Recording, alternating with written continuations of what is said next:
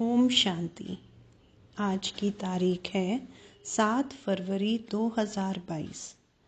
बाप दादा के महावाक्य हैं, मीठे बच्चे, यह पढ़ाई बहुत ऊंची है। इसमें माया रावण ही विघ्न डालता है। उससे अपनी संभाल करो।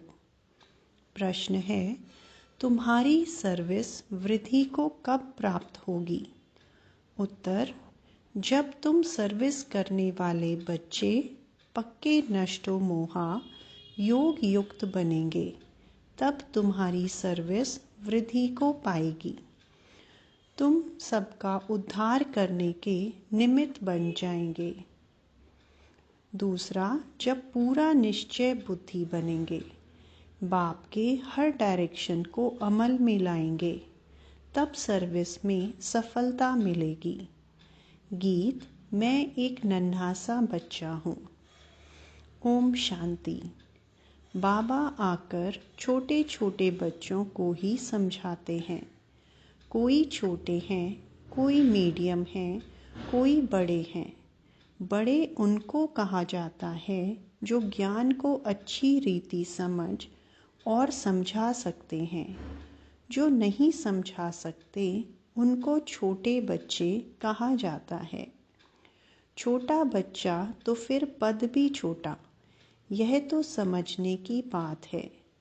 मनुष्य पानी में स्नान करते हैं, कुंभ मेला मनाते हैं। अभी कुंभ माना संगम।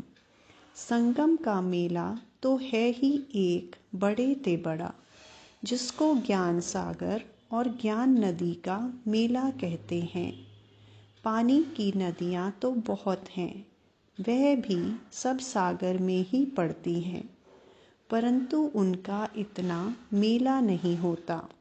ब्रह्मपुत्रा नदी है बड़ी, जो कलकत्ते तरफ सागर में जाकर मिलती है। ऐसे तो सरस्वती, गंगा आदि बहुत नदियाँ हैं जो सागर में जाती हैं। नदियों से फिर तालाब आदि बनते हैं। तो बच्चे जानते हैं ज्ञान सागर एक शिव बाबा है। यह ब्रह्मा भी ज्ञान नदी ठहरी। इनका और ज्ञान सागर का मेला है। वास्तव में इनको ही सच्चा कुंभ कहा जाता है। सबसे बड़ा मेला है यहाँ ज्ञान सागर के पास आना। यह ब्रह्मपुत्रा बड़े ते बड़ी नदी है। पहले पहले यह निकली है। इनका है संगम। पिछाड़ी में जाकर मिले हैं, तो ज़रूर पहले उनसे निकले हैं। तो ज्ञान सागर से पहले निकला यह ब्रह्मा। फिर सतयुग में पहले नंबर में भी यह जाते हैं। सरस्वती और ब्रह्मा का मेला नहीं है, ब्रह्मपुत्रा और सागर का मेला है। मनुष्य कुंभ के मेले पर जाते हैं, वहाँ जाकर स्नान करते हैं। नदियाँ तो बहुत मिलती हैं। यहाँ कितनी ज्ञान गंगाएं आकर मिलती हैं। बाबा ने समझाया बहुत अच्छा है। यह जो नदियों पर रोज़ स्नान करते रहते हैं, अब उनसे बचावे कौन? बाप कहते हैं, यह कोई ज्ञान गंगाएं नहीं हैं। इनमें तो कच मच सब स्नान करते हैं। जो रोज़ स्नान करने जाते हैं, उन्हों को समझाना चाहिए कि तुम यह करते करते कंगाल बन पड़े हो।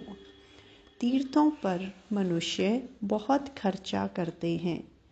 यहाँ खर्चे की तो बात नहीं। जब मैं आता हूँ तो आकर सबकी सद्गति करता हूँ, नॉलेज देता हूँ। कौन सी नॉलेज? मन मना भव। मुझे याद करो तो इस याद की योग अग्नि से तुम्हारे विकर्म विनाश होंगे। तुम पावन बनेंगे। योग से ही तुम पावन बन सकते हो, न कि पानी के स्नान से। वास्तव में यह ज्ञान स्नान है। वह पानी की नदियाँ, यह ज्ञान नदियाँ। इसमें सिर्फ बाबा को याद करना है। इसको स्नान भी नहीं कहा जाए, यह तो बाप मत देते हैं। ज्ञान से सद्गति होती है। तुम 21 जन्मों के लिए सद्गति में जाकर फिर दुर्गति में आते हो। सतो प्रधान से सतो रजो तमो में ज़रूर आना है। यह सब बातें तुम बच्चे ही समझते हो और यहाँ बच्चे ही आते हैं रिफ्रेश होने के लिए, और नया तो कोई आ न सके। बाप कहते हैं मैं बच्चों के आगे ही आता हूँ। यह तो गुप्त माँ हो गई। तुम बच्चे कोई से प्रदर्शनी मेले का उद्घाटन कराते हो तो उनको कुछ समझाकर फिर कराना चाहिए। ऐसा न हो कुछ उल्टा सुल्टा बोल दे। यह तो लाचारी कराना पड़ता है उठाने के लिए। कुछ समझें तो कह सकें यह संस्था बहुत अच्छी है, मनुष्य से देवता बनाने वाली है, परंतु इतना कोई समझाते नहीं है, न किसकी बुद्धि में बैठता है। जिन जिन से उद्घाटन कराया है उन्होंने कोई बात समझी नहीं है। कोई को भी निश्चय नहीं हुआ। इतने जो आए उन्होंने भी किसको सेमी निश्चय कहेंगे, जो फिर आकर कुछ ना कुछ समझने की कोशिश करते हैं। हजारों समझने के लिए आते हैं, उनमें से 5-7 निकलते हैं। तब कहा जाता है कोटों में कोई।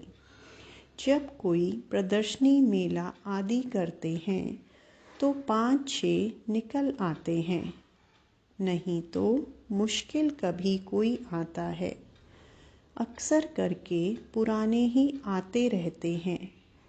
उसमें भी कोई को आधा निश्चय, कोई को चौथा, कोई को 10%। वास्तव में स्कूल में पूरे निश्चय बिगर तो कोई बैठ नहीं सकता। निश्चय हो तो समझे बैरिस्टर बनना है तो इम्तिहान ज़रूर पास करना है। यहाँ तो संशय बुद्धि भी बैठ जाते हैं। समझते हैं धीरे धीरे निश्चय हो जाएगा कि मनुष्य से देवता बनते हैं। यहाँ निश्चय होने के लिए बैठते हैं, फिर चलते चलते टूट भी पड़ते हैं। 4-5 वर्ष पढ़ते पढ़ते फिर संशय आ जाता है तो निकल जाते हैं।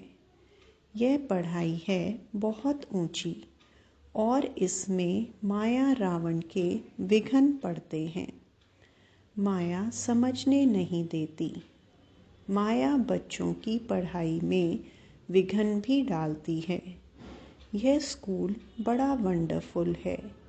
दिलवाड़ा मंदिर भी कितना अच्छा यादगार बना हुआ है। वह है जड़ मंदिर जो स्वर्ग स्थापन अर्थ होकर गए हैं। जगत अम्बा, जगत पिता और उनके बच्चे, उन्हों के ही जड़ यादगार बनते हैं। जैसे शिवाजी आदि सब चैतन्य में थे, अब उन्हों का यादगार है। अब जगत अम्बा और जगत पिता चैतन्य में आए हैं। 5000 वर्ष के बाद फिर वही एक्ट करेंगे जो उनके चित्र निकलेंगे। पहले तो ज़रूर चित्र नहीं होंगे। यह सब चित्र आदि खत्म हो जाएंगे, फिर पहले चित्र बनने शुरू होंगे। यादगार भी तो पहले पहले शिव बाबा का ही बनेगा, फिर उनके बाद त्रिमूर्ति ब्रह्मा, विष्णु, शंकर के, फिर जो तुम अभी सेवा कर रहे हो उनके भी निकलेंगे। सब पतित पावन को याद करते हैं, परंतु समझते नहीं कि हम पतित हैं। वास्तव में सच्चा सच्चा ज्ञान यह है जिससे सद्गति मिलती है। ज्ञान तो गुरु द्वारा मिलता है। पानी की नदियाँ कोई गुरु थोड़े ही हैं। यह सब अंधश्रद्धा है। ऑक्यूपेशन समझने के बगैर कुछ भी पा नहीं सकते। ऐसे नहीं दर्शन करूं, यह सब फालतू है। दर्शन की कोई बात नहीं। यह तो कोई नए से मिलना पड़ता है, क्योंकि बड़े का बड़ा आवाज़ निकलता है। परंतु देखा गया है बड़े लोग आवाज़ नहीं कर सकते, गरीब कर सकते हैं। हाँ, कोई ज्ञान धन में भी साहूकार हो जाए तो आवाज़ कर सकते हैं। यह पानी की नदियों में तो स्नान करते ही आए हैं। पतित पावन सद्गति दाता तो एक ही बाप है। वह आकर सर्व की सद्गति करते हैं। बाप कहते हैं सद्गति तो 1 सेकंड में मिल सकती है। श्रीमद् कहती है मुझे याद करो तो अंतमति सो गति हो जाएगी। इसको योग अग्नि कहा जाता है, जिससे विकर्म विनाश होंगे। इसलिए बाप कहते हैं मुझे याद करो तो एवर हेल्दी बनेंगे। फिर मैं हूँ ही स्वर्ग स्थापन करने वाला। इस चक्र को याद करने से तुम चक्रवर्ती राजा बन जाएंगे। बाप और वर्षे को याद करो। अभी हमको वापस जाना है बाबा के पास। कल्प कल्प बाप एक ही बार आकर सद्गति करते हैं। वे सर्व के सद्गति दाता हैं। तुम किसकी सद्गति नहीं कर सकते। तो शिव बाबा से यह सच्ची सच्ची ज्ञान गंगाएं निकली हैं। शिव काशी विश्वनाथ गंगा। वह फिर पानी की गंगा समझ लेते हैं। उनको समझाना चाहिए। तुम योग युक्त होंगे तो सर्विस भी कर सकेंगे। नष्टो मोहा। अच्छी योगिन हो। अच्छी योगिन जो होगी वह पूरी सर्विस कर सकेगी। पिछाड़ी में तुम्हारी बहुत सर्विस होगी। साधुओं आदि का भी तुम्हें उद्धार करना है। उन्हों को समझाना है सद्गति दाता एक ही है। वही कहते हैं अब तुम मेरे को याद करो तो मेरे पास चले आएंगे। मुक्ति तो 1 सेकंड में मिल सकती है। मुक्ति के बाद जीवन मुक्ति तो है ही। यह बड़ी समझने की बातें हैं। ऐसे नहीं सबको एक जैसी धारणा हो सकती है। नंबरवार पुरुषार्थ अनुसार धारणा होती है। पॉइंट्स बहुत अच्छी अच्छी हैं। पॉइंट्स भी धारण हो तो नशा भी चढ़े। बाबा बहुत सहज ते सहज तरीका बताते हैं। फिर भी कोई कोई लिखते हैं बाबा कृपा करो, बाबा शक्ति दो। तो बाबा समझ जाते हैं यह भगत बुद्धि है। भगत तो ढेर हैं और सब गाते हैं पतित पावन आओ। याद तो सब करते हैं, कहते हैं ओ गॉड फादर, परंतु समझते नहीं हैं। तो मर्सी कृपा फिर कैसे होगी। वास्तव में त्रिमूर्ति है यह। ऊपर में शिव बाबा, फिर ब्रह्मा कुमार कुमारियाँ तो यहाँ मौजूद हैं। स्त्री पुरुष दोनों कहते हैं हम ब्रह्मा कुमार कुमारी हैं। तो दोनों भाई बहन हो गए। तुम भी प्रजापिता ब्रह्मा की संतान थे, परंतु अभी नहीं हो, जानते नहीं हो। गाते तो हैं कि परम पिता परमात्मा प्रजापिता ब्रह्मा द्वारा मनुष्य सृष्टि रचते हैं, तो ज़रूर पहले पहले ब्राह्मण धर्म होगा। जब सृष्टि रची जाती है तब ब्रह्मा कुमार कुमारियाँ होते हैं। फिर उस धर्म की स्थापना हो और अनेक धर्मों का विनाश हो जाता है। इस समय तुम ब्रह्मा कुमार और कुमारियाँ हो। फिर बनेंगे देवी कुमार कुमारियाँ। फिर कभी विष्णु कुमार, कभी क्या जन्म लेते और बनते रहते हो। अभी हो तुम ईश्वरीय कुमार, फिर देवी कुमार। बाद में देखो नाम भी कैसे कैसे रखते हैं, बसरमल, बैंगनमल आदि। सतयुग में ऐसे नाम नहीं होते। अब तुम्हारे नाम कितने रमणीक बाबा ने भेजे। तुम बच्चों को अभी बाबा के डायरेक्शन पर अमल करना चाहिए। तुम्हारी सौदागरी भी बेहद की है। बड़ा सौदा करेंगे तो बड़ा पद मिलेगा 21 जन्मों के लिए। बहुत करके गरीब अबलाएं ही अच्छा वर्षा पाती हैं, धनवान नहीं पाते। धनवानों में फिर भी स्त्रियां कुछ पाती हैं। पुरुषों का तो पैसे में ममत्व रहता है, मेरा मेरा करते रहते हैं। लौकिक बाप के वारिस तो बच्चे ही बनते हैं। यहाँ तो बाप कहते हैं मेल चाहे फीमेल दोनों ही वर्षा पा सकते हैं। देखा जाता है माताएं जास्ती वर्षा पाती हैं, इसलिए शक्ति नाम गाया हुआ है। कन्याएं माताएं अच्छा पद पाती हैं, इसलिए बाप को कन्हैया भी कहा जाता है। यह दिलवाड़ा मंदिर तुम्हारा पूरा यादगार है। समझाने से बड़ा नशा चढ़ना चाहिए। तीर्थों पर और ही जास्ती सर्विस हो सकती है। अभी तो पॉइंट्स बहुत मिली हुई हैं। सदगति तो ज्ञान सागर से ही होगी, न कि पानी से। सदगति दाता गीता का भगवान ही है। अच्छा, मीठे मीठे सिकिलदे बच्चों प्रति माता पिता बाप दादा का याद प्यार और गुड मॉर्निंग।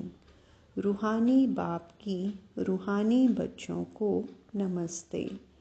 रूहानी बच्चों की रूहानी बाप दादा को याद प्यार, गुड मॉर्निंग और नमस्ते।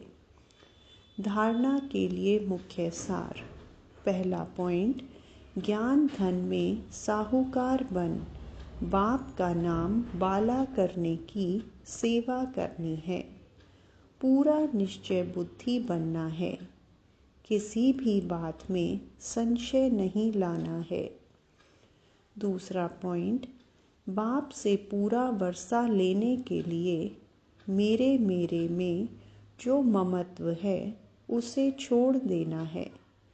लौकिक वर्षे का नशा नहीं रखना है। वरदान, दुआओं के रॉकेट द्वारा तीव्र गति से उड़ने वाले विघ्न प्रूफ भव। माता पिता और सर्व के संबंध में आते हुए दुआओं के खजाने से स्वयं को संपन्न करो तो कभी भी पुरुषार्थ में मेहनत नहीं करनी पड़ेगी।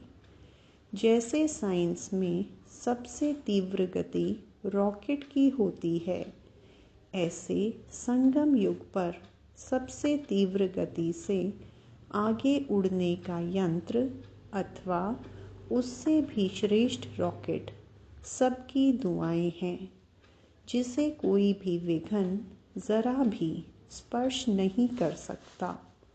इससे विघ्न प्रूफ बन जाएंगे। युद्ध नहीं करनी पड़ेगी। स्लोगन, परोपकार की भावना से संपन्न बनना ही श्रेष्ठता का आधार है। अच्छा, ओम शांति।